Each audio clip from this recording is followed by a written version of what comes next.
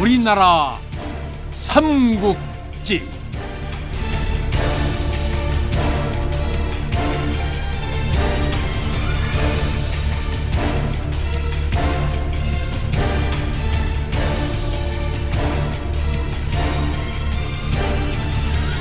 제61부 남한수의 전원.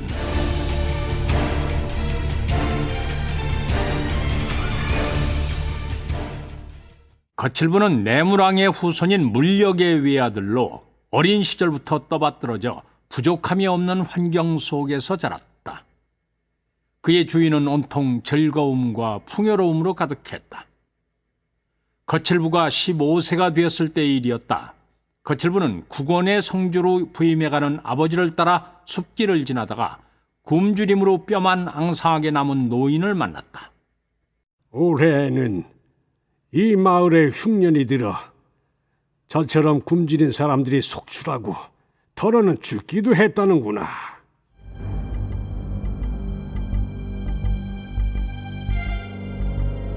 이 말을 들은 거칠부는 충격을 받았다. 세상은 그가 믿고 있던 것처럼 아름답고 풍요로운 곳이 아니었다.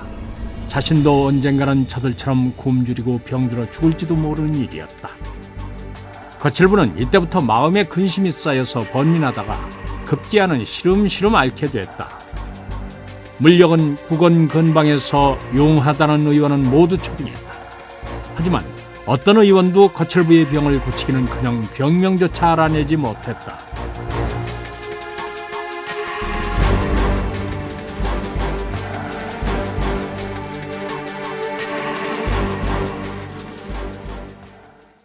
물력이 절망하고 있을 때 한 노승이 국원부로 찾아와서 거칠부의 병을 고치겠노라고 장담했다. 물력은 기뻐하며 노승을 아들의 침소로 데려갔다. 화상께서 정말 제 아들의 병을 고칠 수 있겠소? 노승은 거칠부의 얼굴을 찬찬히 살핀 후에 고개를 끄덕였다. 먼저 문지를 하겠습니다. 노승은 거칠부와 몇 마디 이야기를 나누더니 얼굴에 밝은 빛을 띠며 말했다. 제가 아는 병입니다. 저희 둘만 있게 해주십시오. 물력은 속히 주위의 사람들을 물리치고 자신도 밖으로 나갔다. 노승이 거칠부에게 말했다. 인생의 생로병사가 너를 아프게 했구나. 노승이 자신의 마음을 귀신같이 꿰뚫어보자 거칠부는 정신이 혼미한 와중에도 깜짝 놀라 물었다. 어찌하면 이를 벗어날 수 있겠습니까? 사람은 누구도 생로병사의 굴레에서 벗어날 수 없다. 하지만 불법에 귀의하여 깨달음을 얻은 자라면 그로부터 벗어날 수 있을 것이다. 거칠부는 노승의 말을 듣고 마치 구원을 얻은 듯해서 힘이 절로 샘솟았다. 그리하여 며칠이 지난 후에는 예전처럼 건강을 회복할 수 있었다. 물력은 크게 기뻐하며 노승에게 많은 상금을 내렸다. 그러나 노승은 이를 사양했다. 노승이 집안 사람들의 배웅을 받으며 떠나려 할 때였다. 거칠부가 나서면서 아버지에게 노승을 따라 출가하겠다는 뜻을 밝혔다. 물력은 대를 이어야 할 귀한 아들이 출가하겠다고 말하자 크게 화를 냈다. 하지만 거칠부의 뜻이 너무도 확고해서 도저히 말릴 수가 없었다.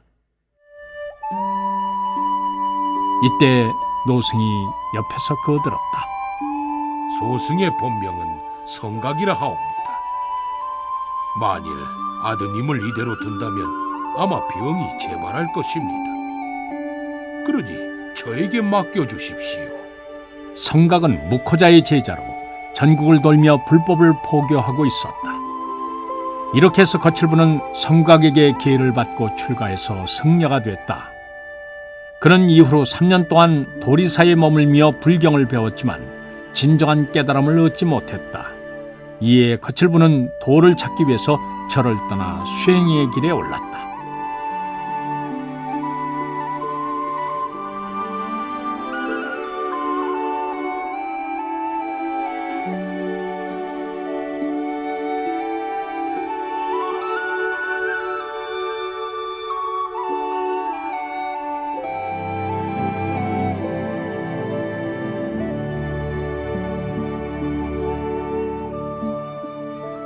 정처 없이 길을 걷던 거칠부는 산과 강을 지나 고구려 땅에 이르게 됐다.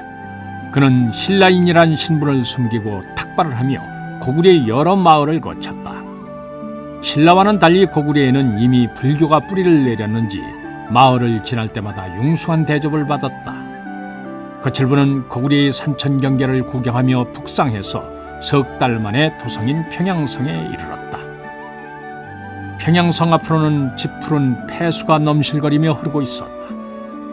강물을 가로질러 길이 125장, 약 375m의 거대한 다리가 놓여 있고 그 위로 많은 말과 사람들 그리고 각종의 짐을 실은 수레들이 오갔다. 이를 보는 순간 거칠부는 문명대국 고구려의 힘에 압도되고 말았다. 다리를 건너니 남문이 화려하고 장엄한 자태를 뽐내고 있었다. 성벽 위를 바라보니 파수보는 군사의 모습이 까마득하게 보였다. 성문으로 들어서니 강짜갈이 깔린 넓고 반듯한 길이 안악궁성까지 곧게 뻗어 있었다. 길 양편에는 웅장한 건물들이 늘어서 있고 거리에는 각양각색의 사람들이 오가고 있었다. 한참 넋을 잃고 성내를 구경하던 거칠부는 날이 어둑해져서야 밤이슬을 피할 처소를 찾아야겠다는 생각이 들었다. 거칠부는 수중에 가진 것이 없어 여각에 머물 처지가 아니었기에 절을 찾아 유하기로 했다.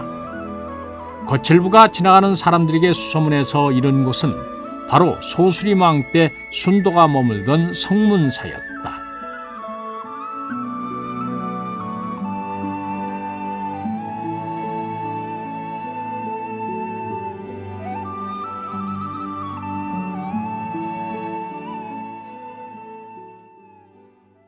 거칠부가 성문사에 도달했을 때는 이미 밤이 이슥했다. 그가 절문을 두드리자 한 성녀가 나와서 무슨 일인지 물었다. 소승은 지나가는 탁발승이온데 잠시 이곳에서 신세를 질까 하고 찾아왔습니다.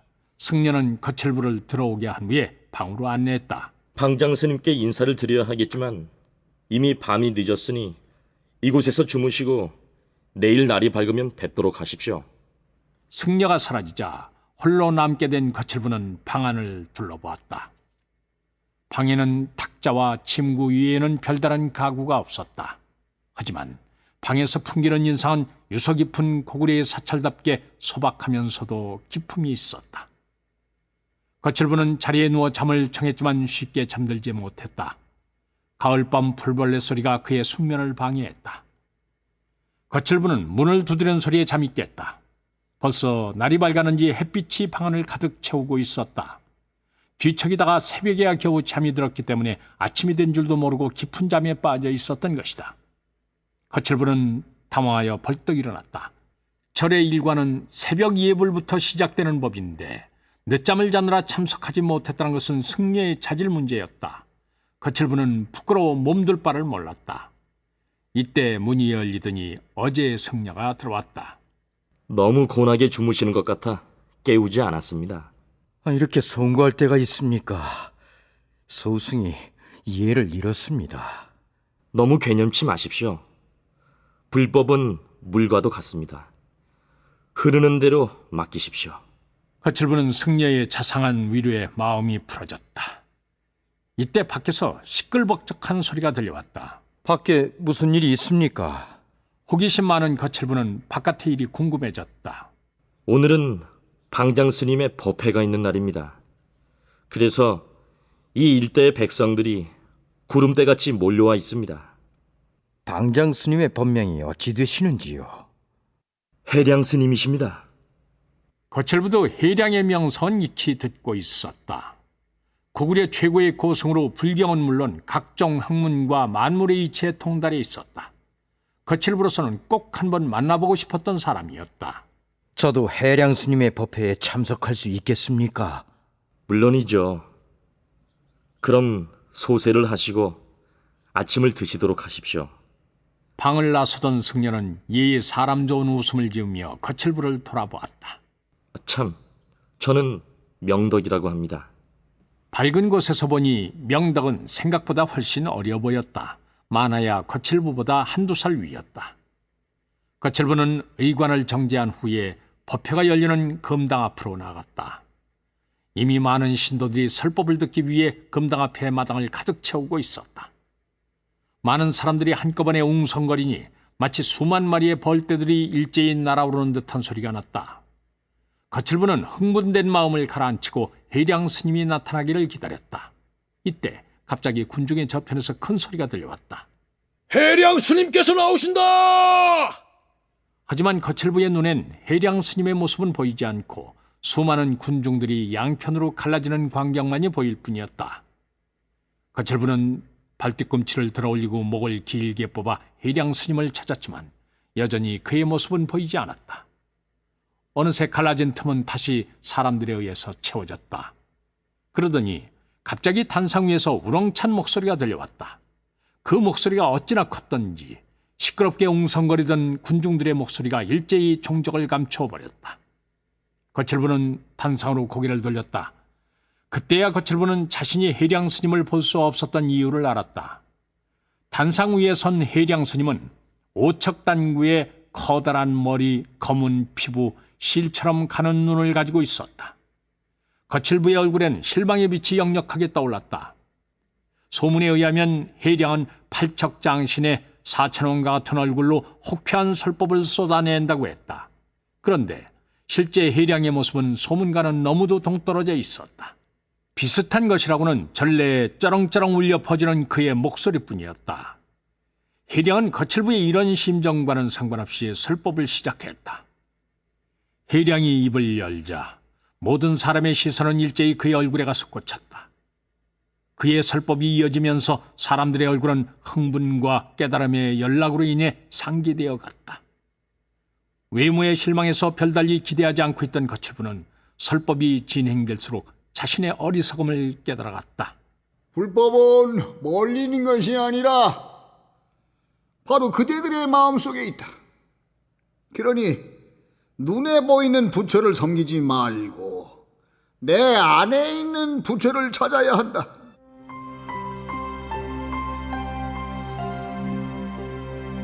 거칠부는 해량의 설법을 듣고 자신이 그동안 헛된 다리품을 팔고 다녔음을 깨달았다.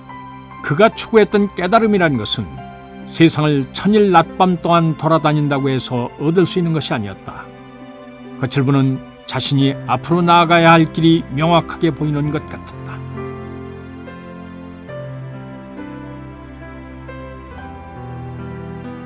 설법이 끝나자 군중들은 기쁨이 충만한 표정으로 서서히 자리를 떠났다. 거칠부는 그토록 찾아 헤매던 스승을 찾은 감격으로 인해 그 자리에 못 박힌 듯 서서 온몸을 떨었다.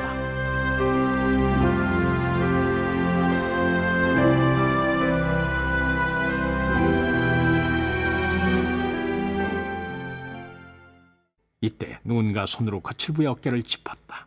설법은 잘 들으셨는지요? 목소리를 들으니 단박에 명덕이라는 것을 알 수 있었다. 당장 스님께서 설법이 끝나면 스님을 모셔오라 하셨습니다. 해량 스님이 자신을 찾는다는 말에 거칠부는 심장이 쿵쿵 뛰고 정신이 아득했다. 명덕은 이런 거칠부의 상태는 아랑곳하지 않고 싱글거리며 팔을 잡아 끌었다. 명덕이 웃으니까 반달 모양 눈썹이 더욱 둥글게 변했다. 법당으로 통하는 길에는 낙엽이 바람에 날리고 있었다. 내년 봄이 오면 잎사귀가 떨어진 곳에 다시 새로운 싹이 돋아날 것이다.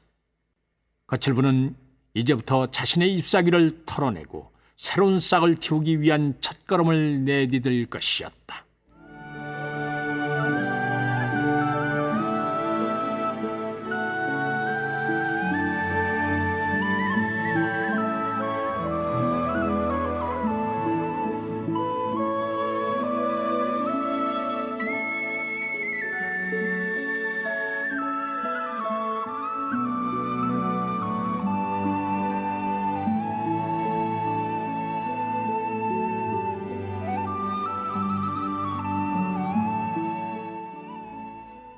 법당을 돌아서 뒤편으로 가면 쪽문이 있었다.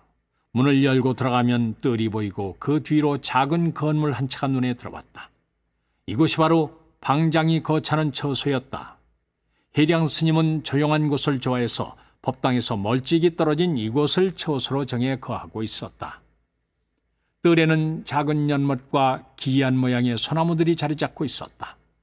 연못 주위에는 정성을 기울여 손질한 화초가 보기 좋게 자라 있었다. 해량은 가부좌를 튼 상태로 툇마루에 앉아서 눈을 감고 있었다. 명덕이 조심스럽게 다가가서 낮은 목소리로 말했다. 큰 스님, 손님을 모시고 왔습니다. 해량은 명덕의 말을 못 들었는지 미동조차 하지 않았다. 명덕은 목소리를 조금 다시 높여 고했다. 그러나 해량은 여전히 요지부동이었다. 명덕은 대사의 뜻을 짐작했는지 더는 아무 말도 하지 않고 가만히 서 있었다. 어색한 침묵이 이어졌다. 나뭇가지가 바람에 흔들리는 소리만이 세 사람의 주위를 맴돌고 있었다. 침묵에 익숙치 않은 거칠부가 참다 못해 입을 열었다. 인사가 늦었습니다.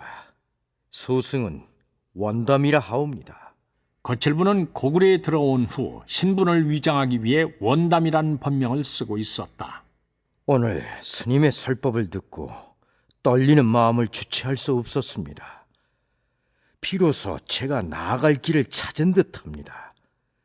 저를 제자로 받아주십시오. 거칠부는 마음속에 고인 말들을 서둘러 토해냈다. 하지만 해량은 여전히 아무런 대꾸도 없었다. 그때 갑자기 강풍이 몰아쳤다. 가지에 달려있던 나뭇잎이 세찬 바람에 못 이겨 멀리 날아갔다. 해량은 그제야 눈을 뜨더니 거칠부를 똑바로 쳐다보았다. 해량의 눈은 깊은 우물처럼 맑았다. 거칠부는 그의 눈을 보는 순간 온몸에서 소름이 돋는 듯했다. 네가 저 나무의 이치를 안다면은 더는 이곳에 머물 필요가 없다. 이 한마디를 남긴 채 해량은 방으로 들어가 버렸다. 거칠부는 그 말이 무슨 뜻인지 짐작할 수 없었다. 거칠부가 얼떨떨하여 서 있자 명덕이 해맑은 웃음을 터뜨렸다.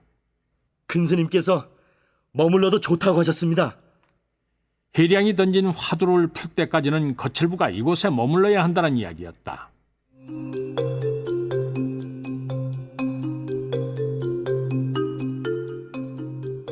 이때부터 거칠부는 성문사에서 고된 행자 생활을 시작했다.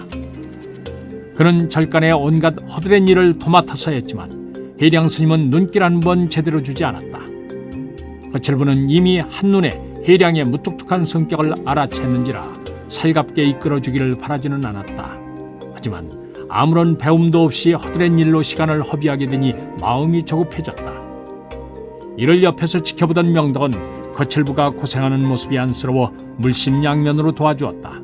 게다가 나이도 엇비슷하기에 두 사람은 어느새 흉금을 털어놓는 지기가 됐다. 평양성의 겨울은 남쪽 태생인 거칠부에게는 형용하기조차 어려울 정도로 추웠다.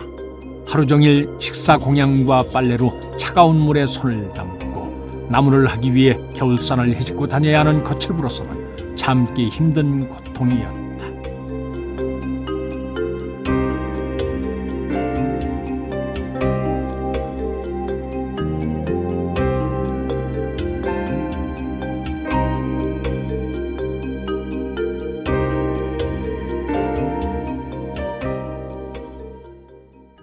동장군이 작별을 하고 떠나가던 어느 날 밤, 거칠부는 일을 마치고 처소로 돌아와 있었다.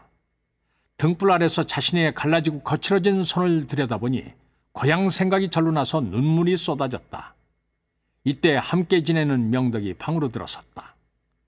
거칠부는 명덕에게 눈물을 보이지 않기 위해서 황급히 눈물을 훔쳤다. 하지만 눈치 빠른 명덕은 거칠부가 울고 있었다는 것을 알아챘다. 명덕은 이를 내색하지 않고 쾌활하게 말했다. 오늘도 하루를 무사히 마쳤으니 부처님께 감사해야겠다. 거칠부는 자신과 마찬가지로 힘든 행자 생활을 하면서도 늘 명랑한 명덕을 바라볼 때마다 경이로움과 함께 의문이 일어났다. 인생을 즐겁게 영위하는 걸 보니 자넨 이미 깨달음을 얻은 듯하군. 거칠부의 갑작스런 말에 잠시 의아한 표정을 짓던 명덕은 다시 미소를 띠며 대답했다. 감히 내 주제에 깨달음에 대해 말할 수 있겠나? 난 단지 내가 쓰여야 할 곳에 머물며 내가 해야 할 일을 하고 있다고 생각하네. 그러니 어찌 만족스럽지 않겠는가? 거칠부는 명덕의 말을 듣고 더욱 머리가 복잡해져 밖으로 나왔다. 밤하늘의 별자리가 계절이 바뀌었음을 알리고 있었다. 마음을 가라앉히기 위해 경례를 서성이던 거칠부의 발걸음이 어느새 해량선사가 머무는 후원 앞에 닿아 있었다. 후원으로 통하는 쪽문은 언제나처럼 열려 있었다. 거칠부가 후원에 발을 들여놓았을 때 갑자기 바람이 휑 하고 지나갔다. 해량 스님의 방에서 새어나온 불빛이 뜰의 나뭇가지를 비추었다. 무심코 나뭇가지를 올려다본 거칠부는 커다란 충격을 받았다. 긴 추위를 이겨낸 나무가 어느새 새순을 내밀고 있었다. 그 순간 나뭇가지 위로 지난날 해량 스님이 던졌던 화두와 명덕의 얼굴이 겹치면서 거칠부의 마음속에 커다란 파문이 일었다. 이제까지 자신은 몸에 맞지 않는 옷을 입고 있었던 것이다. 그동안 힘들다고 느껴졌던 것은 자신이 있어야 할 자리가 아닌 곳에 서 있었기 때문이었다. 나뭇가지는 겨울바람에 풍성하던 나뭇잎을 모두 잃고 죽은 듯이 보였지만 사실은 새로운 희열을 잉태하기 위해서 움츠리고 있었을 뿐이었다. 거칠부는 그제야 모든 것이 명확해졌다. 생로병사의 고통에서 벗어날 수 있는 길은 인내와 헌신 속에서 때를 기다리는 것이었다. 그 때가 오면 해태의 싹을 틔울 수 있었다. 거칠부는 감격에 찬 목소리로 해량에게 외쳤다. 저 원담입니다, 스님. 싹이 돋은 나뭇가지를 보았습니다. 그러자 해량 스님의 목소리가 기다렸다는 듯이 방에서 흘러나왔다. 이제 때가 되었구나. 네가 온 곳으로 돌아가도록 하여라. 해량 스님의 음성에는 어떤 감정도 섞여 있지 않았다. 그러나 거칠부는 그 속에서 무한한 애정을 느낄 수가 있었다. 거칠부는 해량의 처소를 향해서 큰 절을 올리고 물러나왔다. 해량 스님의 방문은 끝까지 열리지 않았다.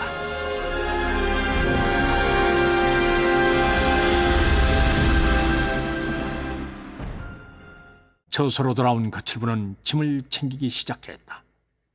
이를 보고 놀란 명덕이 물었다. 어디로 가려 하는가? 내가 뿌리 내릴 땅으로 돌아간다네. 명덕은 거칠부의 표정 속에서 깨달은 자의 여유를 발견하고는 더는 아무것도 묻지 않았다. 마음이 통하는 사이길엔 말이 필요 없었다. 명덕은 떠난 거칠부의 뒷모습을 오래오래 지켜보았다. 그의 얼굴에서 쓸쓸한 기운이 배어나왔다. 이별이란 정도의 차이가 있을 뿐 누구에게나 슬픔을 남기는 것이었다.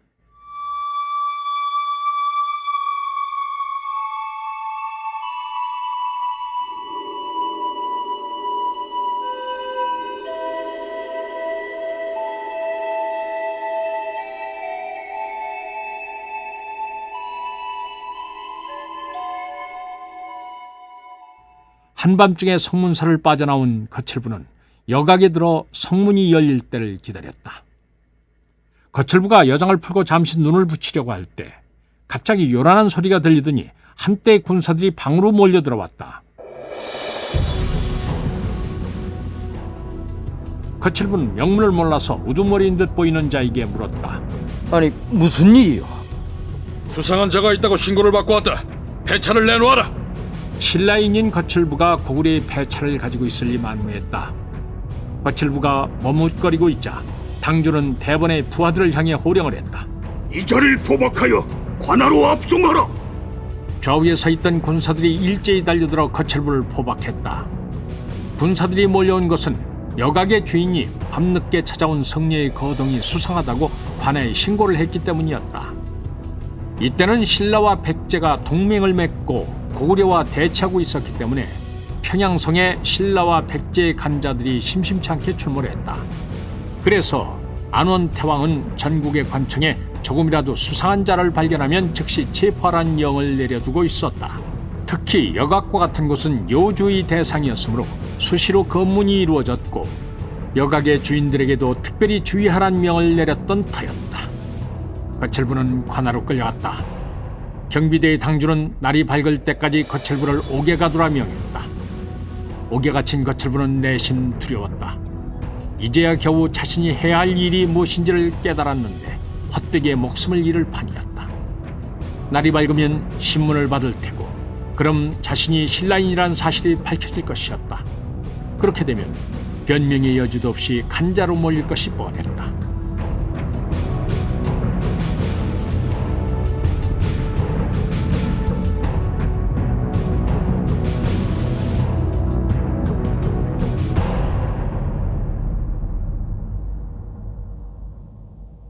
날이 밝자 거칠부는 관아의 마당으로 끌려나갔다.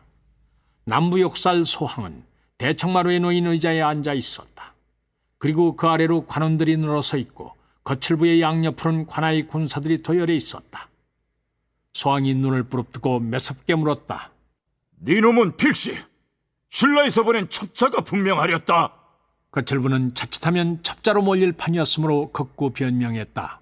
수인이 신라에서 온 것은 사실이오나 불법을 구하려 왔을 뿐이지 다른 뜻은 조금도 없습니다. 소항은 거칠부의 말을 믿으려 하지 않았다. 저놈이 아직 실토할 생각이 없는 듯하니 매우 쳐라. 욕살의 명령을 받은 형리들이 몽둥이를 들고 거칠부를 사정없이 내리치기 시작했다. 거칠부는 형탈에 묶여 있었기에 떨어지는 매를 고스란히 맞았다. 고통스러운 비명이 터져나왔다. 형리들은 비명 소리에 흥이 돋는지 더욱더 맹렬하게 내리쳤다. 매가 거듭됐지만 거칠부는 욕살이 자신에게 무엇을 원하는지 알 수 없었다.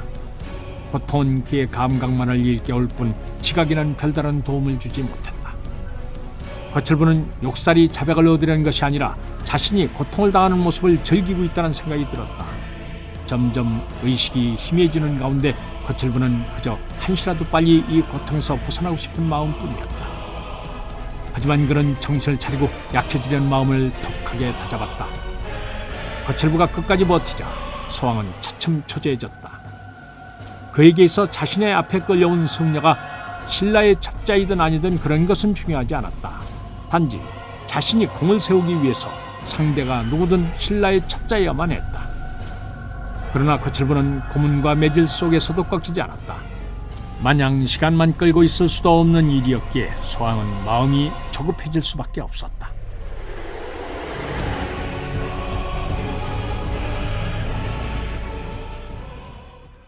거칠부를 다시 옥으로 돌려보낸 소항은 집무실로 돌아와 그의 처리 문제를 고민했다. 그때 승려 하나가 방 안으로 들어왔다. 소항은 승려를 보자마자 황급히 일어나서 예를 갖추었다. 아니, 선사께서 어인일이십니까? 소항을 허둥대게 만든 장본인은 바로 성문사의 해량 스님이었다. 명덕이 해량 스님의 뒤를 따르고 있었다. 해량은 태왕조차도 존경하고 예를 갖추는 고승으로 많은 백성들의 존경을 한몸에 받는 인물이었다. 그래서 아무리 욕살이라고 해도 해량을 함부로 대할 수 없었다. 소항은 해량과 눈이 마주치자 속내를 들킨 기분이 들었다. 소항은 황급히 해량의 눈을 피하며 말했다. 봉단에게 가르침이 있으시다면 공손히 경청하겠습니다. 해량이 무겁게 입을 열었다. 지금 오계가 저희는 원남이란 자는 소승의 제자입니다. 그의 신분은 제가 보장할 터이니 풀어주십시오. 소항은 주춤하지 않을 수 없었다. 떠돌이 승려인 줄 알고 희생양으로 삼으려 했던 것인데 해량 선사의 제자라고 한다면 문제가 커질 수 있었다. 만일 해량 선사가 이번 일을 폐하께 상주한다면 자신은 성치 못할 것이었다. 소항은 잠시 망설이다가 실리를 택했다. 그자가 선사의 제자였습니까? 이런 낭패가 있나? 저희들은 그가 신라의 첩자인 줄 알고 심하게 다루었습니다. 선사의 제자인 줄 알았다면 바로 풀어주었을 겁니다. 모르고 한 일이니 부디 이해해 주십시오. 해량은 억양을 씻지 않고 대답했다. 소승이 어찌 관에서 한 일을 왈가왈부할 수 있겠습니까? 그저 소승의 제자를 불어주신다면 감사하겠습니다. 소항은 얼굴에 화기를 띠며 말했다.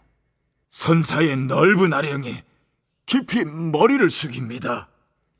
소항은 밖에 있는 군사들에게 명령해 거칠부를 풀어주게 했다. 옥문을 열고 들어온 군사들은 정중하게 거칠부의 포박을 풀어주고 부축해서 감옥 밖으로 데리고 나왔다. 거칠부가 영문을 몰라서 두리번거리자 부축하던 옥리가 비굴한 웃음을 띠며 애원했다. 그동안 저희들이 오해를 했었나 봅니다. 너그러이 용서해 주십시오. 거칠부는 군사들이 이끄는 대로 가다 보니 어느덧 소황의 집무실 앞에 당도했다. 방으로 들어서니 해량과 명덕이 앉아 있었다. 소황은 손수 거칠부를 부척해서 편히 앉게 한 후에 고개 숙여 사과했다. 제가 스님을 몰라보고 이리 상해를 입혔으니 몸둘 바를 모르겠습니다. 부디 용서해 주십시오. 그러자 해량이 곧바로 이를 받아 말했다. 관장으로서 직무를 수행하다 보면 그런 착오도 일어날 수 있습니다.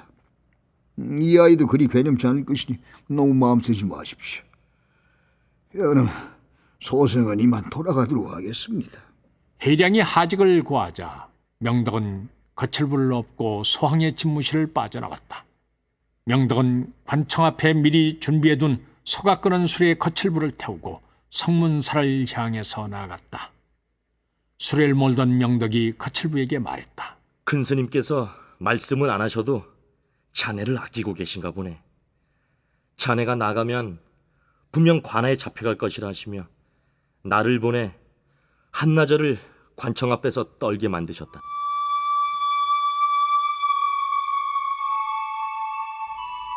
거칠부는 그제야 스승이 자신에게 가르치려 한 것이 무엇이었는지를 깨달았다. 그것은 사람을 긍휼히 여기는 마음이었다.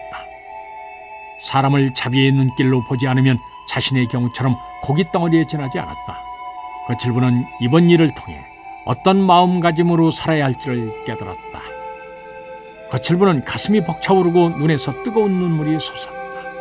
하지만 해량은 이를 아는지 모르는지 묵묵히 앞서 걸어갈 뿐이었다.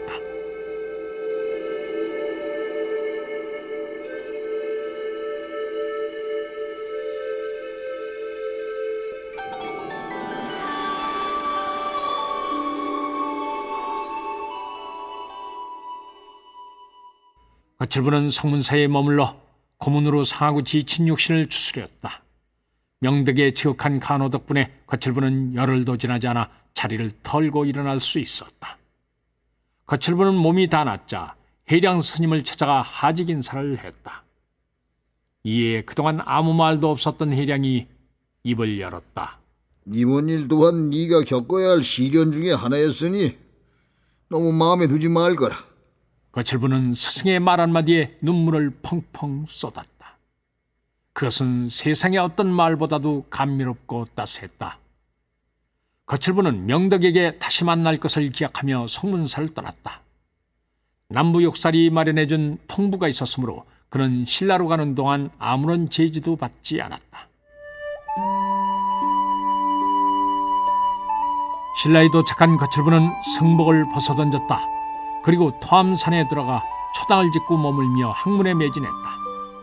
그는 해량의 가르침을 통해서 불자가 아니라 학자의 길을 걷기로 결심했다.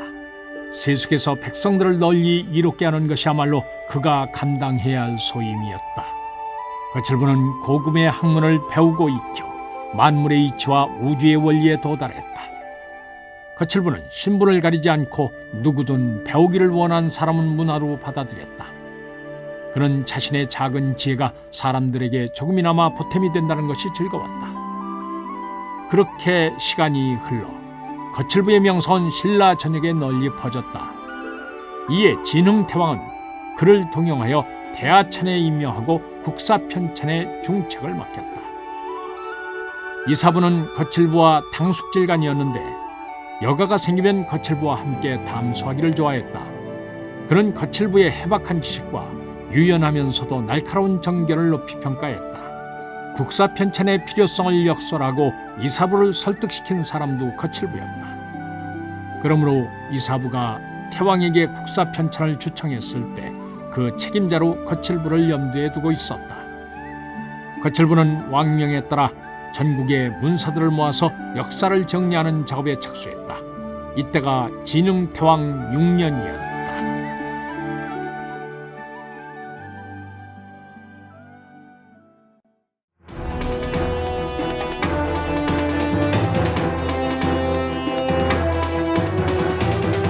서력 549년 진흥태왕 10년 양나라로 유학을 떠났던 이사부의 아들 각덕이 돌아왔다. 이 당시 양나라에서는 무제가 불교를 장려한 덕분에 수많은 사원이 들어서고 성녀들이 헤아릴 수 없을 정도로 늘어나 있었다. 각덕은 양나라에서 여러 고승들을 찾아다니며 불법을 구하고 나름대로 불도를 깨우쳤다. 그는 자신이 깨달은 바를 조국의 백성들에게 널리 전하겠다는 열망을 품고 있었다. 그때 마침 양무제가 신라로 사신을 보내면서 각덕에게 불사를 전하게 했다. 각덕은 이를 계시로 받아들이고 사신과 함께 신라로 돌아온 것이었다. 진흥태왕은 양나라 사신을 맞아 이 연회를 베푼다. 그 자리에는 이찬인 이사부도 참석했다. 이사부는 금이 환영한 아들의 모습을 보고 반가움과 함께 야속함을 느꼈다. 지난날 이차돈의 죽음으로 인해 괴로워했던 아들이 출가한 것도 모자라 불법을 구한다고 양나라로 떠났을 때 다시는 못 보리라 생각했었다. 그런데 이렇게 다시 얼굴을 대하니 매우 반갑기도 했지만 한편으로 신라로 돌아왔으면서도 자신을 먼저 찾지 않은 아들에게 섭섭한 마음이 들었다. 그렇지만 찬찬히 헤아려보면 이해할 수도 있습니다. 각덕은 공적인 임무를 띠고 돌아온 것이었으므로 사사로운 일을 우선할 수는 없었다. 또한 그는 속세와 인연을 끄는 둘째자의 신분이기도 했다. 각덕은 아버지를 보고 애잔한 마음이 들었지만 이내 평정심을 되찾았다. 그는 오랜 수련을 통해 오욕칠정을 다스릴 수 있는 경지에 이르렀던 것이다. 진흥태왕은 각덕이 가지고 온 불사를 흥륜사에 안치하게 했다.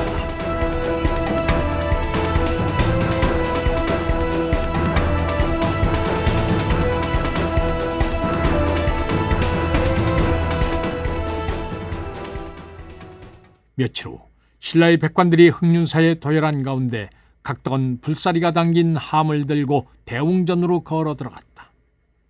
구경 나온 백성들로 인해 전라하는 발디딜 틈이 없을 지경이었다.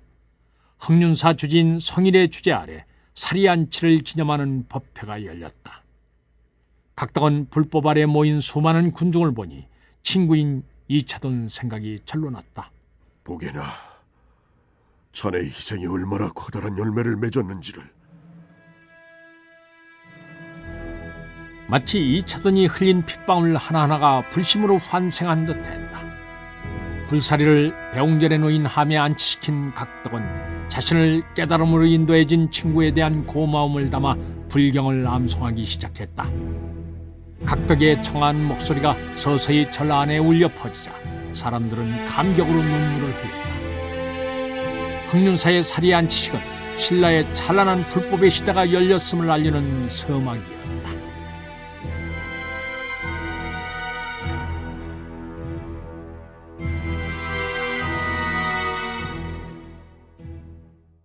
한편 고구려에서는 안원태왕이 재위 15년 만에 중병이 들어 자리를 보존하고 누웠다. 태왕이 언제 타계할지 모르는 상황이 되자 왕위 계승 문제를 놓고 정국이 혼란에 휩싸였다. 안원태왕에겐 3명의 왕후가 있었다. 그중 대부인에겐 아들이 없었고 중부인과 소부인은 각각 아들을 낳았는데 이름이 평성과 재웅이라 했다. 평성은 어린 나이에도 총명함과 지혜로움이 어른들을 능가했기 때문에 안원태왕은 그를 특히 아껴 태자로 삼았다. 소부인은 자신의 아들이 태자가 되지 못한 것을 분하게 여겼지만 태왕의 뜻이 굳건한지라 불평할 수 없었다. 소부인은 친정오라비인 세향을 불러 의논했다. 이대로 있다가는 태자인 평성에게 왕위가 넘어갈 것입니다. 그리 되면 분명 우리 재웅이는 무사하지 못할 것입니다. 이를 어찌하면 좋겠습니까? 제가 있는 한 평성은 결코 왕자에 오를 수 없을 것입니다. 왕위를 이을 분은 오직 재웅 왕자뿐입니다. 너무 심려치 마십시오. 그럼 오라버니만 믿겠습니다. 지금 상황에서는 친정밖에 믿을 곳이 없었다. 소부인 쪽의 움직임이 심상치 않자 중부인 역시 친정아버지인 추운의 힘을 빌어 이에 대비했다. 추운은 세항의 세력을 견제하기 위해 많은 귀족들을 자신의 편으로 끌어들여 힘을 길렀다. 이렇게 두 진영은 서로를 의식하며 때가 오기만을 기다렸다. 안원 태왕이 갑자기 쓰러졌다는 소식에 접한 세항은 군사를 이끌고 대궐 안으로 진입을 시도했다. 그러나 이들은 성문을 지나다가 미리 숨어서 기다리고 있던 추운의 군사들에게 저지당했다. 이렇게 해서 추군과 세군은 결전을 펼치게 됐다. 이 싸움은 사흘간이나 계속됐다.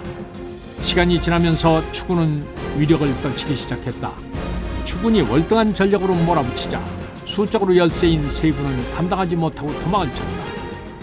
이렇게 해서 싸움은 결국 추군의 승리로 끝이 났다. 세군은 희생자가 2천여 명이 넘었다. 이 와중에 소부인과 재훈, 별궁에 감금됐고 세항은 몇몇 신복만을 이끌고 북변으로 달아났다.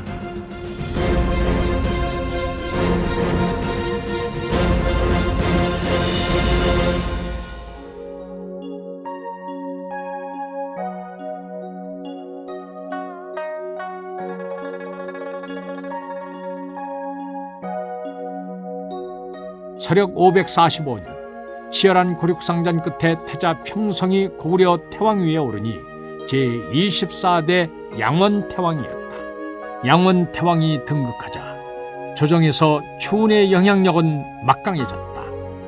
사정이 이러하니 나라 안의 모든 일은 추운을 비롯해서 평성을 태왕으로 옹립하는 데 공을 세운 귀족들에 의해서 결정됐다. 양원태왕은 명목상의 태왕일 뿐 실질적으로는 추운이 국정을 좌지우지했다. 이후로 세군에 참여했던 귀족들에 대한 대대적인 숙청 작업이 벌어졌고 이곳저곳에서 피바람이 일었다. 조금이라도 세항에게 도움을 주었거나 동조했던 사람들은 추운의 군사들에게 끌려가 처형을 당했다. 이 당시 양쪽 어디에도 속하지 않았는데도 추군에 밑보여서 목숨을 잃은 자들도 많았다. 고구려가 혼란에 빠지자 백제 성태왕은 이 틈을 놓치지 않고 장군 달사에게 군사 1만을 주어 고구려의 도살성을 공격하여 함락시켰다. 이에 고구려는 장군 범계를 보내어 백제의 금연성을 포위했다. 그러자 성태왕은 급히 신라의 사신을 보내 원병을 요청한다.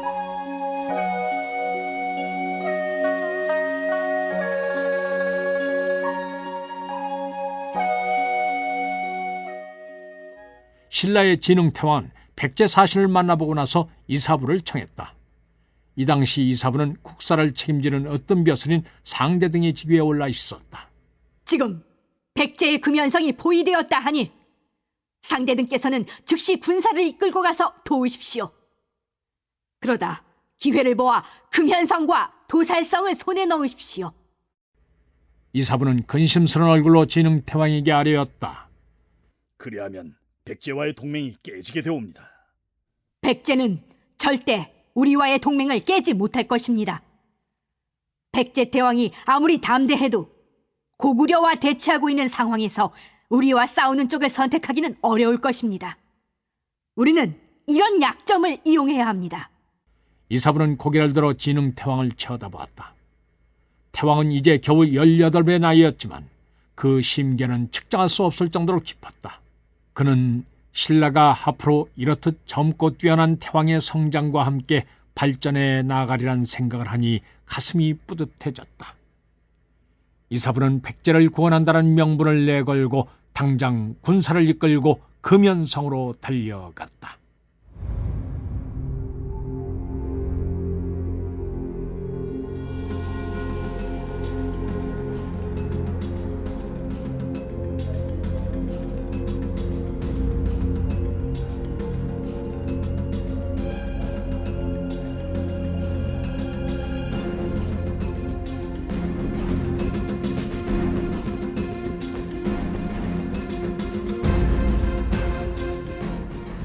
신라군이 금연성에 도착했을 때 고구려군은 성을 포위한 채 맹공을 펼치고 있었다. 하지만 금연성의 백제 군사들은 쉽사리 항복하지 않았다.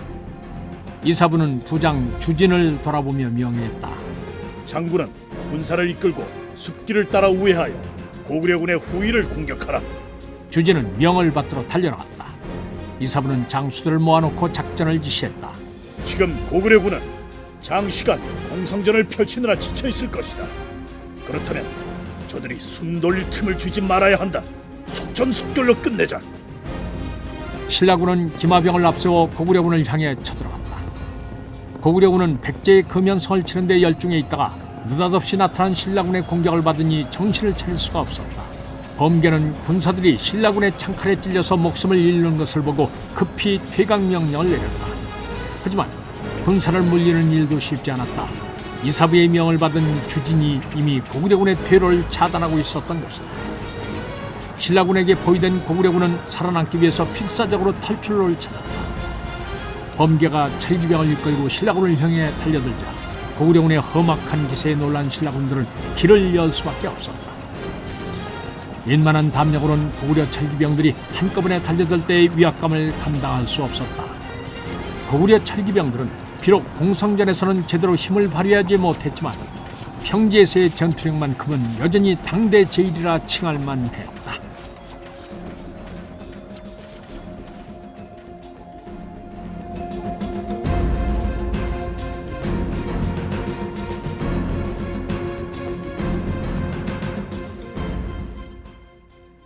이사부는 더는 고구려군을 쫓지 않았다. 금연성조 흑막은 고구려 군사들이 달아난 것을 보고 성문을 열어 신라군을 맞아들였다. 이렇게 구원해 주셔서 감사합니다. 흑막의 사례에 이사부는 웃으며 대답했다. 우방으로서 당연히 해야 할 일을 했을 뿐입니다. 그러더니 여전히 웃는 낯으로 심중에 담고 있던 얘기를 꺼냈다. 이 성은 당분간 저희들이 맡는 것이 좋을 것 같소이다. 고구려군이 다시 쳐들어온다면 이곳의 군사로는 감당하기 어렵소. 말은 부드럽게 했지만 결국 금연성을 내어놓으라는 뜻이었다. 흑막도 어리석은 자가 아니었으므로 이사부의 속셈을 금세 알아차렸다. 성주의 소임은 저희 폐하께서 내린 것입니다. 서호관이 함부로 어찌할 수 없는 일입니다.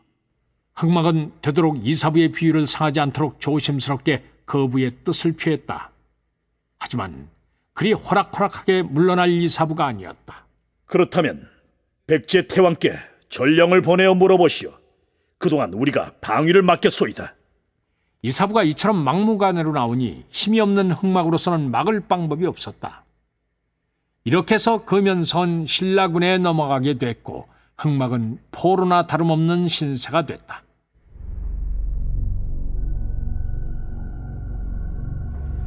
금연성을 손에 넣은 이사부는 조금도 지체하지 않고 도살성으로 나갔다. 도살성을 지키고 있던 백제 장군 탈사도 신라군이 당도하자 별다른 의심 없이 성문을 열어 맞아들였다. 금연성의 사정을 모르고 있던 탈사로서는 신라의 구원병이 그저 고맙기만 했다. 그런데 이사부는 성에 들어서자 다짜고짜 군사들에게 명해 탈사를 포박하게 했다. 탈사를 보필하고 있던 백제 군사들이 사태를 파악하고 대항하려 했을 때는 이미 범 같은 신라 군사들이 주변을 장악하고 난 후였다.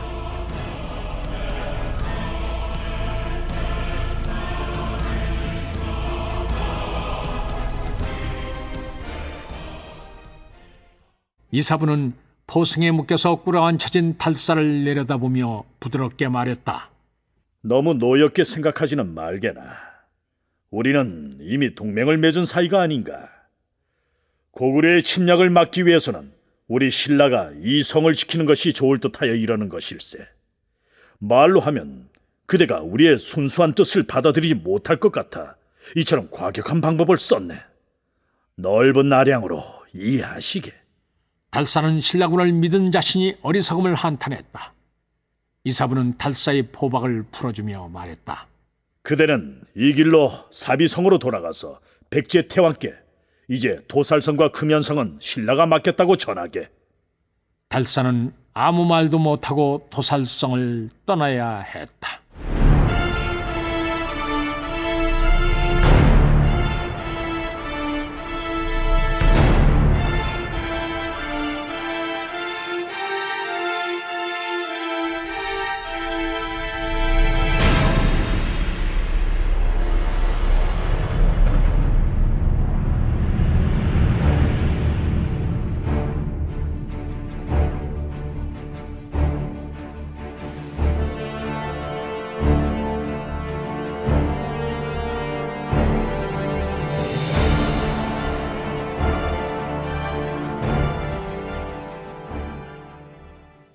무탈사의 복을 받은 성태왕은 크게 화를 냈다. 신라가 어찌 이런 신이 없는 짓을 할 수 있단 말이냐? 내 이놈들을 가만히 두지 않으리라. 이때 상좌평 사후가 아뢰었다. 잠시 분을 참으시옵소서. 지금 신라와 싸우는 것은 고구려를 돕는 일이옵니다.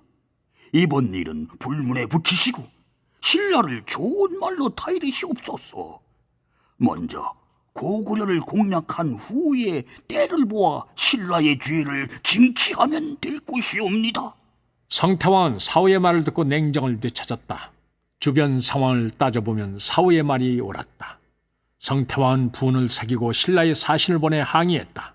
저희 폐하께서는 이번에 일어난 불미스러운 일들을 불문에 붙이겠다고 하셨사옵니다.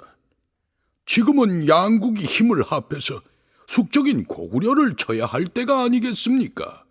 진흥태왕 역시 당장 백제와 전면전을 펼칠 생각은 없었던지라 사은의 뜻을 표하고 사신을 융숭하게 대접한 후에 돌려보냈다. 이로써 신라는 고구려와 백제가 싸우는 틈을 이용해서 힘들이지 않고 한수 상류로 통하는 교두보를 마련할 수 있었다. 그야말로 어부지리를 얻은 셈이었다.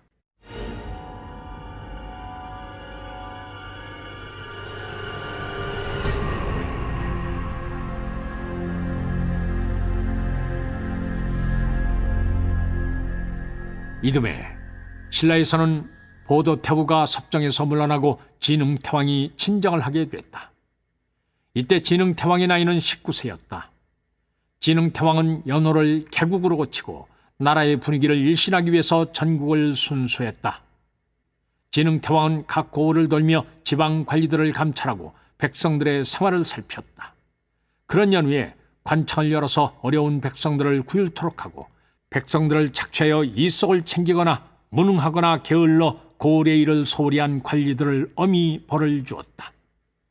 그러자 온 나라 안에 젊은 임금에 대한 칭찬이 자자했다. 진흥태왕은 백성들을 위무한 후에 신하들과 고구려를 칠 계책을 논의했다. 이찬 이사부가 나서며 아뢰었다.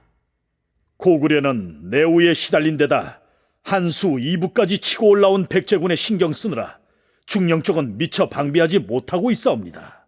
그러니 이 기회에 중령 이북을 쳐서 북진의 교두보로 삼는 것이 좋을 듯하옵니다. 누구를 장수로 보내는 것이 좋겠는가? 거칠부는 학문뿐 아니라 군사를 다룸에 있어서도 조예가 깊사옵니다. 그에게 맡기시면 반드시 만족할 만한 성과를 가져올 것입니다. 진흥태왕은 이사부의 말에 따라 거칠부에게 일만의 군사를 주고 중령을 넘어 고현 지역을 공격하게 했다. 그리고 이를 응원하기 위해서 친히 군사를 이끌고 낭성으로 나갔다.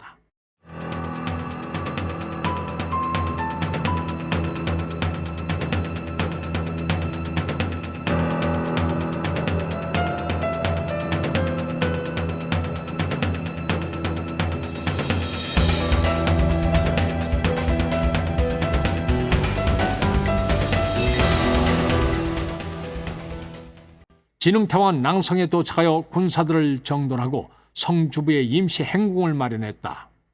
밤이 되자 낮에 숨죽였던 봄꽃들이 마음껏 향기를 발산하고 있었다. 진흥태왕은 향기에 취하여 잠을 이루지 못했다. 울렁거리는 마음을 진정시키려 애쓰던 태왕의 귀에 생전 처음 들어보는 음악이 들려왔다. 처음에는 나비가 날듯이 경쾌하고 부드럽던 선율이 어느새 마음속 깊은 곳에 침잠해 있는 슬픔을 끌어올리는 두레박처럼 둔중하고도 느릿하게 흘렀다. 진흥태왕은 음악을 듣고 있노라니 희노애락의 감정이 교차하며 마음속에 담긴 시름이 한순간에 깨끗이 정화되는 듯했다.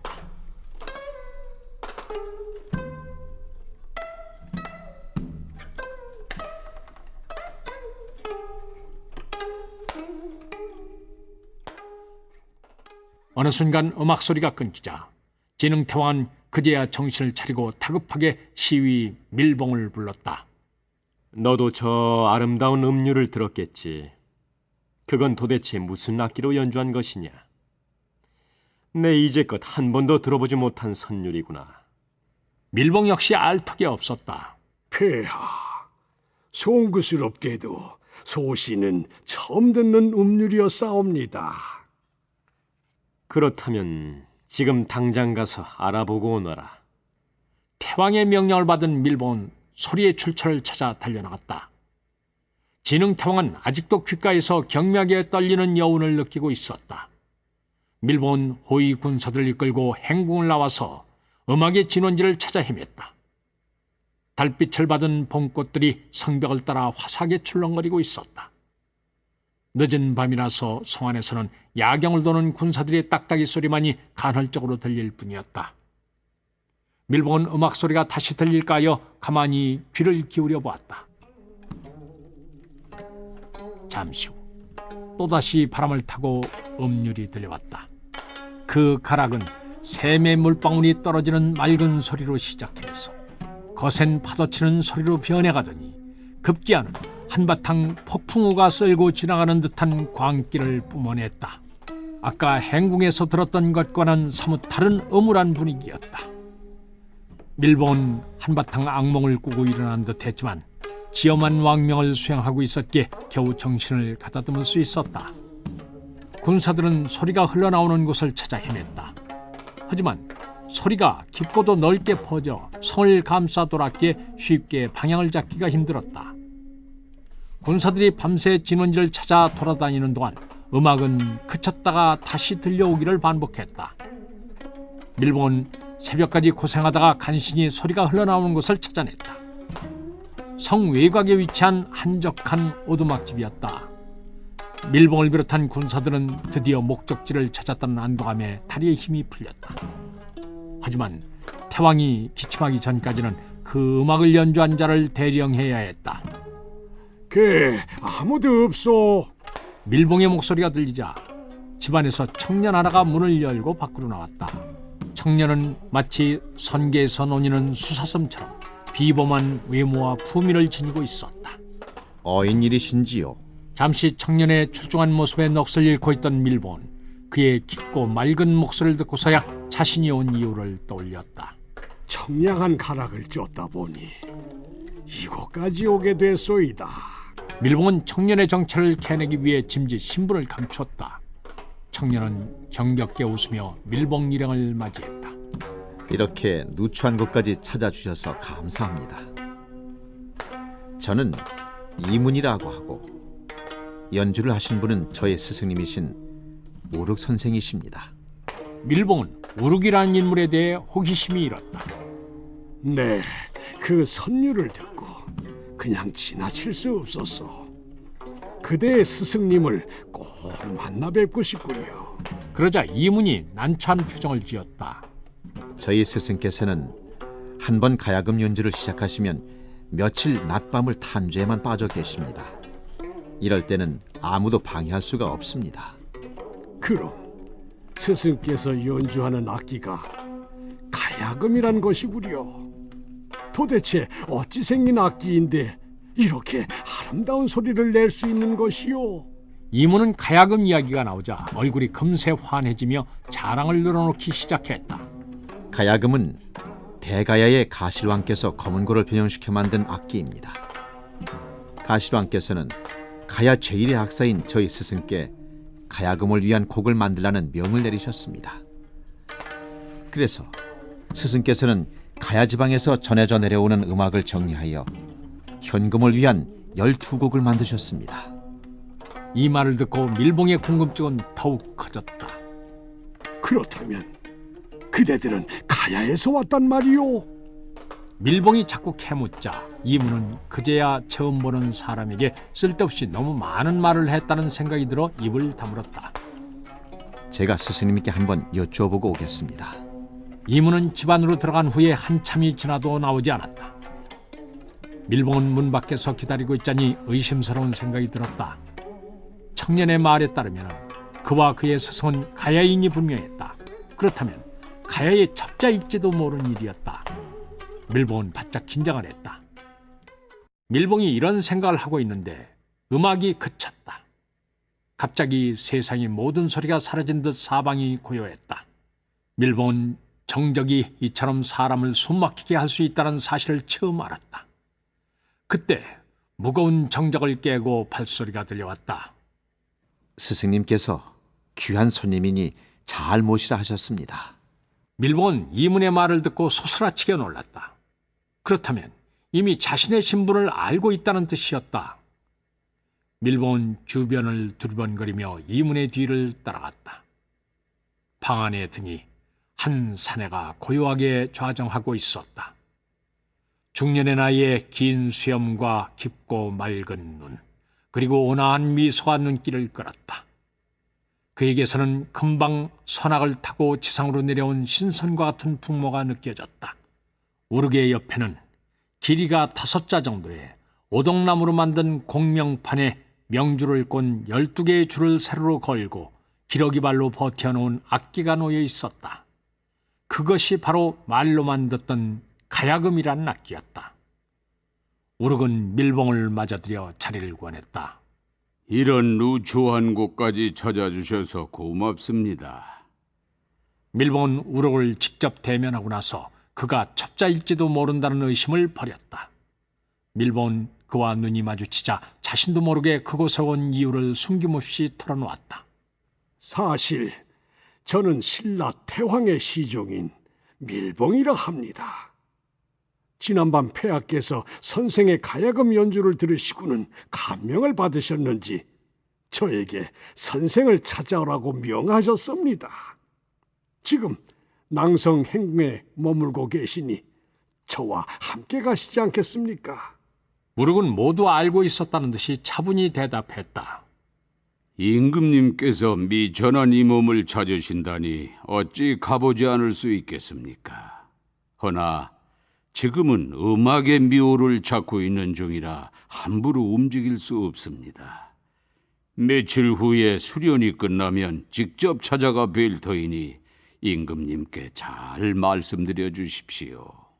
우르은 조금도 기가 죽거나 비굴함이 없이 예의를 지키면서도 당당하게 자신의 뜻을 밝혔다.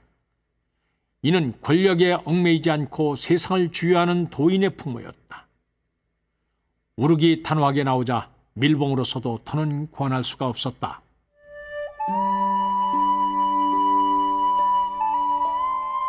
우르은 가야를 대표하는 뛰어난 악사였다. 그는 가야 연맹에 속한 사이기국 사람으로 어릴 때부터 음률의 두각을 나타내어 그 당시 가야 연맹의 맹주국인 대가야로 유학을 했다. 우르은 악기와 노래, 춤 등 음률과 관계된 모든 분야에서 뛰어난 기량을 보였지만 그 중에서도 특히 금에 있어서는 천부적인 재능을 드러냈다. 그의 손가락이 현을 타고 오르내리면 하늘을 날아다니는 새들조차 지저귀기를 멈추고 그의 가락에 귀를 기울일 정도였다. 그래서 우르기의 명성은 하루가 다르게 사방으로 퍼져나갔다. 대가야의 가실왕은 음률과 풍류를 좋아하는 임금이었다. 그래서 악기를 만들고 연주하는 데 지원을 아끼지 않았다. 그는 가야 지역 전역에 실력 있는 장인들을 소집하여 악기를 만들게 했고 이를 연주할 악공들을 양성했다. 가실왕의 명으로 만들어진 악기 중 대표작이라고 할 수 있는 것이 가야금이었다. 가야금은 삼한 지방에서 전해져 내려오던 금을 변형시킨 형태로 기존의 5줄에서 12줄로 현수를 늘려 오묘하고 세밀한 선율을 낼 수 있었다.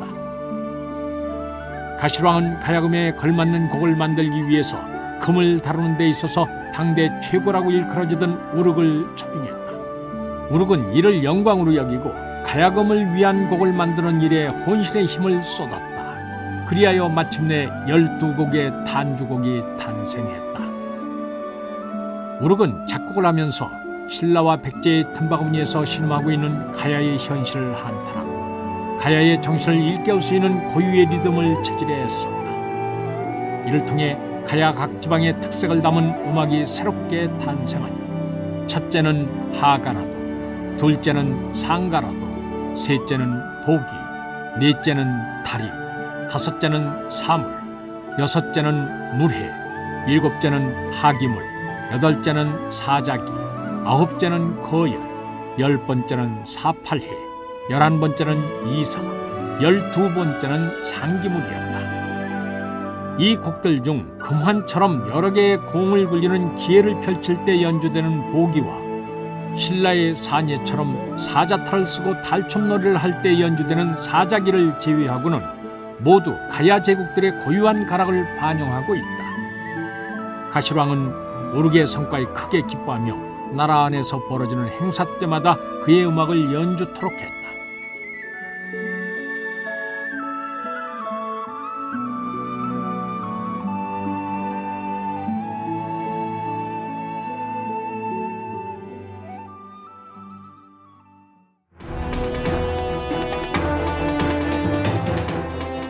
그렇지만 가시왕과 우르게의 염원과는 달리 대가야는 갈수록 쇠락의 길을 걸었다.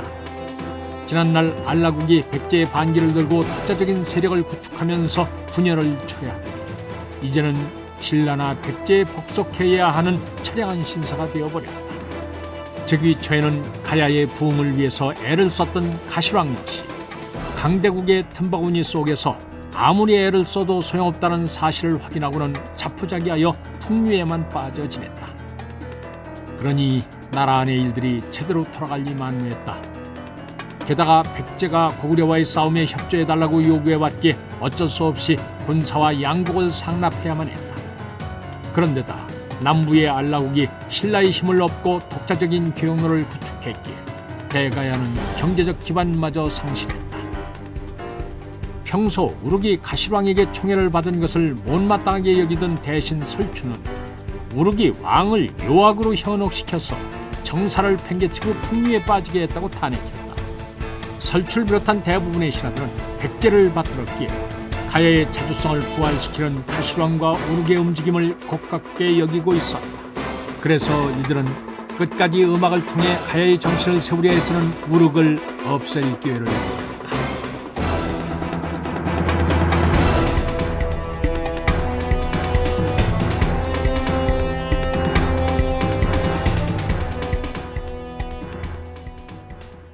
주변의 기류가 심상치 않자 우르은 신변의 위협을 느끼고 제자인 이문을 불렀다. 아무래도 이곳에 계속 머물다가는 목숨을 잃기 십상일 것 같다. 내 한 목숨 없어지는 거야 상관이 없지만 가야의 혼이 담긴 음악이 사라지는 것은 두고 볼 수 없구나. 조만간 나를 음해하려는 자들의 습격이 있을 듯하니 오늘 밤 이곳을 떠나야겠다. 너는 어찌하겠느냐? 나를 따르면 고생만 하게 될 테니 스스로 살 길을 찾아보거라. 그러자 이문이 눈물을 흘리며 말했다. 제가 스승님을 떠나서 어디로 간단 말입니까? 지옥 끝이라도 따라가겠습니다. 이문에게 있어 우르은 아버지와 같았다. 그는 부모 얼굴도 모른 채 도성에서 구걸하며 살아가던 어린 이문을 거두어 이때까지 친자식처럼 보살피고 음률까지 전수해 주었다. 제자를 떠나보내려는 우르의 마음이나 스승을 버리고 떠날 수 없는 이문의 마음이나 아프기는 마찬가지였다. 이문은 스승을 끌어안고 울고 싶었지만 깊은 슬픔과 상실감이 오히려 그의 눈물샘을 막았다. 결국 이문은 가야금을 등에 메고 우르를 따라 나섰다. 우르은 이문의 결심이 굳은 것을 알고 더는 아무 말도 하지 않았다. 우르과 이문은 며칠 동안 걸어 가야 경계를 벗어나 신라로 들어섰다. 처음에는 고향인 사이기국으로 가려 했으나 그곳 역시 대가의 손길이 미치기는 마찬가지였다. 그래서 택한 것이 대가야와 불편한 관계인 신라였던 것이다. 우르은 가을산의 낙엽을 밟으며 하염없이 걷기만 했다. 낙엽의 바스락 소리가 적막한 산중에 길고도 아프게 울려 퍼졌다. 이문이 메고 있던 가야금이 덩달아 흔들리며 애잔한 울림으로 화답했다. 그렇게 한참을 걸어 그들이 당도한 것은 북원 땅이었다. 우르은 한참 산세를 살피더니 이문을 돌아보며 말했다. 저 아래 계곡이 산의 정기를 담고 있으니 영감이 떠오를 만하겠다. 우르과 이문은 이때부터 그 계곡에 작은 오두막을 짓고 살게 됐다. 우룩은 낮에는 산속을 돌아다니며 약초를 캐거나 덫을 놓아 지나가는 짐승을 잡아들였다. 그리고 밤엔 흐르는 물소리와 새소리, 바람소리 등 자연에서 우러나오는 소리들을 마음으로 받아들이고 그것을 가야금으로 표현했다. 이문은 약초를 캐어 산아래 마을에 내다 팔아 곡식을 마련하거나 나무를 해서 땔감을 마련했다. 그리고 밤이 되면 스승의 가르침에 따라 가야금을 익혔다. 이문은 스승의 연주를 듣고 있노라면 마치 고향 마을의 솔밭 속에서 뒹굴고 있는 듯한 착각이 일어나곤 했다. 스승의 가야금 연주에는 고향에 대한 그리움과 가야 음률에 대한 자부심, 그리고 쓸쓸함이 묻어났다. 이들이 계곡의 오두막에 머문 지도 언 1년이 넘어 또다시 겨울이 지나갔다. 그동안 이문이 마을에 내려가서 들은 바로는 그들이 머물고 있는 곳은 상당산 낭자곡이란 곳이었다. 근처에는 낭비성이 있고 주위로 여러 마을이 흩어져 있었다.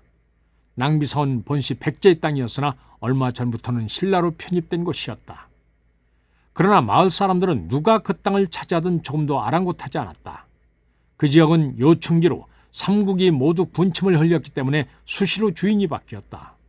그러므로 백성들의 입장에서는 누가 주인이 되든 상관이 없었다. 수북히 쌓여 길을 막고 있던 눈이 녹자 이문은 식량을 구하기 위해 마을로 내려갔다. 그는 겨우내 마련한 모피를 장사치에게 넘기고 돌아오다가 심상치 않은 광경을 목격했다. 저자의 저편에서 사람들이 술렁거리더니 한때의 기마병들이 먼지를 일으키며 달려왔다. 이들은 마을 사람들이 모인 저자의 공터에 멈춰섰다. 우두머리인 듯 보이는 사람이 나서서 큰 소리로 외쳤다. 곧 고구려와 대대적인 싸움이 있을 것이다. 주변에 사는 모든 백성들은 모두 성으로 들어가 피신토록 하라. 이 소식을 들은 백성들의 입에서 한탄이 튀어나왔다.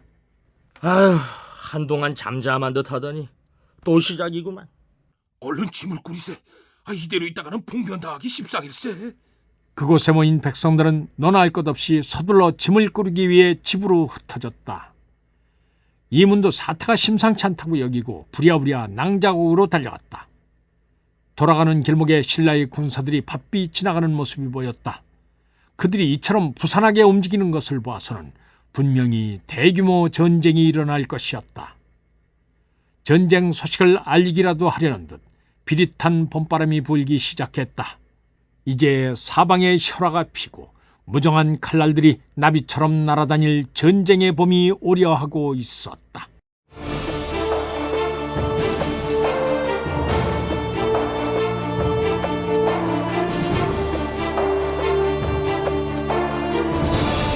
출연 유강진, 권혁수, 김도현, 탁원재, 황윤걸, 유만준, 이윤선, 문관일, 박태호, 곽윤상, 변종필, 박영화, 임주현, 이장원.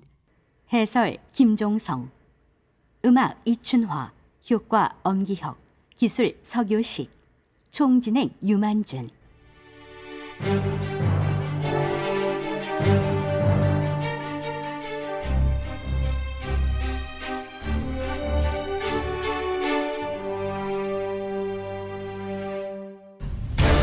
임동주 원작, 김기덕 연출, 제61부 남한수의 전편이었습니다.